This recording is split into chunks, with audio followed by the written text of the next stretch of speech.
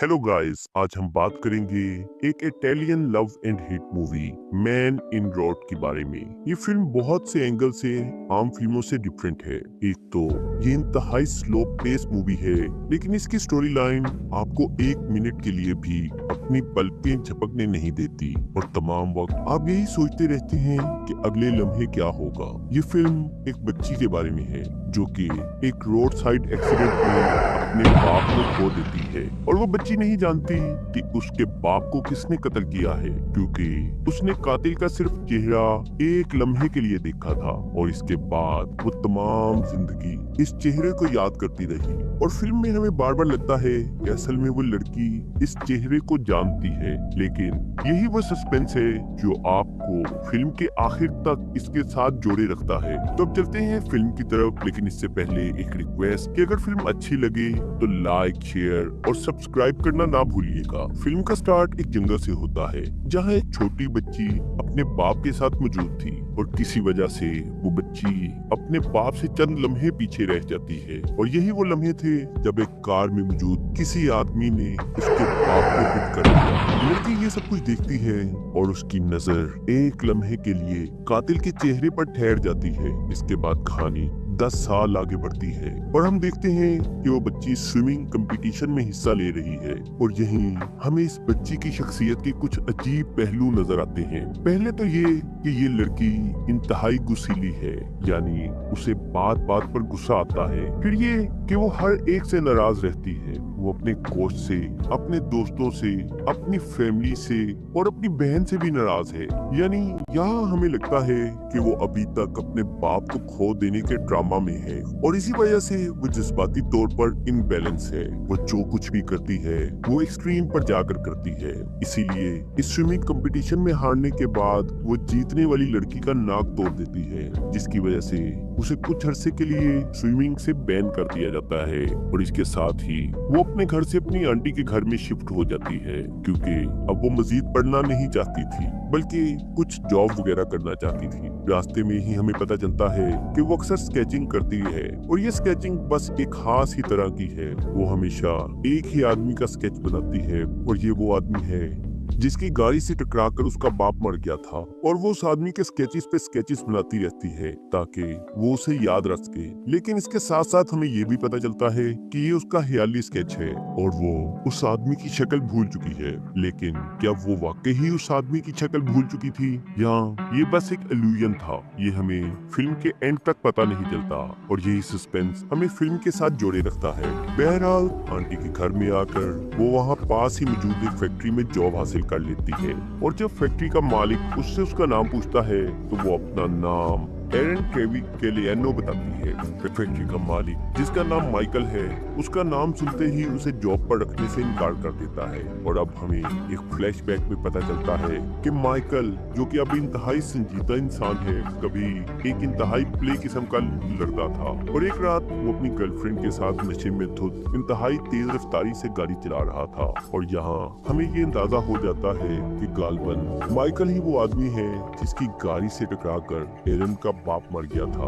और शायद इसी वजह से ट्रेवी कैलियानो का नाम सुनकर माइकल एरन को जॉब पर रखने के लिए राजी नहीं था, लेकिन सुपरवाइजर के कहने पर वो आखिरकार उसे जॉब पर रख लेता है। और यहाँ से कहानी एक नया रुख लेती है।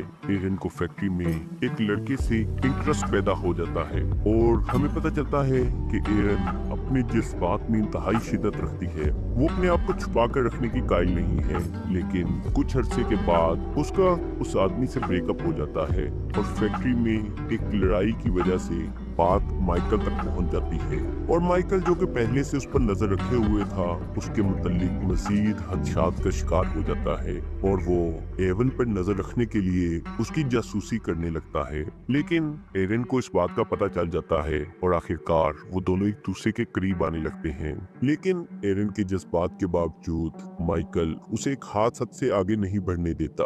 दूसरी तरफ हमें पता चलता है कि एरन के बाप का केस अब बंद होने वाला है, क्योंकि 10 साल तक इन्वेस्टिगेशन के बावजूद किसी किस्म का कोई प्रूफ नहीं मिला और इस बात को लेकर एरिन बहुत परेशान है क्योंकि वो हर सूरत में अपने बाप के कातिल को सजा दिलाना चाहती थी। माइकल जो कि आम हालात में इंतहाई संजीदा इंसान था, एरिन के साथ एक दफा फिर जिंदगी इंजॉय करने लगता है। वो एरिन को अपने ख्वाबों के मुतालिक बताता है कि वो एक रेस्टोरेंट बनाना चाहता है, जिस रेस्टोरेंट का नाम Erin wedge of water select करती है। इसके साथ साथ माइकल एरिन को दोबारा स्विमिंग शुरू करने के लिए भी मोटिवेट करता है और आखिरकार एरिन एक दफा दोबारा स्विमिंग शुरू कर देती है। माइकल के अपनी बेगम के साथ हालात कुछ ठीक नहीं चल रहे थे और आखिरकार उसकी बेगम माइकल के एरिन के साथ जज्बाती ताल्लुक का पता लगा लेती है, जिससे हालात मजीद खराब हो जाते हैं। दूसरी तरफ एरिन का स्विमिंग कंपटीशन था और वो माइकल को अपने कंपटीशन पर आने पर मजबूर करती है और इस कंपटीशन में इंतहाई मेहनत और सख्त मुकाबले के बाद आखिरकार एरिन जीत जाती है। लेकिन जब वो देखती है तो माइकल वहाँ नहीं था, लेकिन माइकल का बॉडीगार्ड और ड्राइवर उसे इशारा करता है और वो देखता है कि माइकल तो दूसरी तरफ खड़ा है। इसके बाद वो और माइकल कार में घर की तरफ जाते हैं और माइकल अचानक ही उसे कहता है कि वो उसे माफ कर दे और इसके साथ ही वो गाड़ी की रफ्तार इंतहाई तेज कर देता है, जिससे एरिन डरने लगती है। यहाँ कुछ मुसलसल फ्लैशबैक्स में हमें पता चलता है कि उस दिन जब एरिन का बाप गाड़ी से टकराया तो माइकल ही गाड़ी चला रहा था और उसकी बीवी बार बार उसे गाड़ी की स्पीड कम करने का कह रही थी, लेकिन माइकल नशे में धुत उसकी बात नहीं सुन रहा था और आखिरकार वो हादसा हो गया, जिसकी वजह से माइकल और एरिन दोनों 10 साल से एक ट्रॉमा में थे और माइकल उसी जगह जाकर गाड़ी रोक लेता है जहां वो एक्सीडेंट हुआ था और यहाँ एरिन को अंदाजा हो जाता है कि माइकल ही वो आदमी है जिसकी गाड़ी से टकराकर उसका बाप मरा था और जिसके स्केचेस वो पिछले 10 साल से बना रही है।